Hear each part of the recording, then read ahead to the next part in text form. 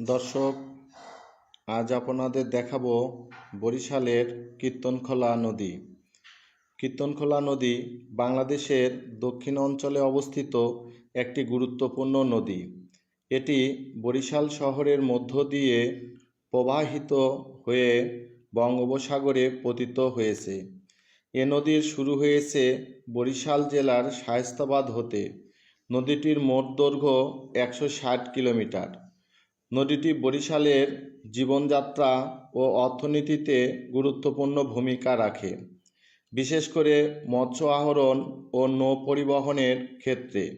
কীর্তনখোলা নদীর তীরে বরিশাল শহরের গড়ে ওঠা এবং এর প্রাকৃতিক সৌন্দর্য পর্যটকদের আকর্ষণ করে। দর্শক, আজ এ পর্যন্তই। আগামীতে নতুন কিছু ভিডিও নিয়ে আপনাদের সামনে হাজির হব।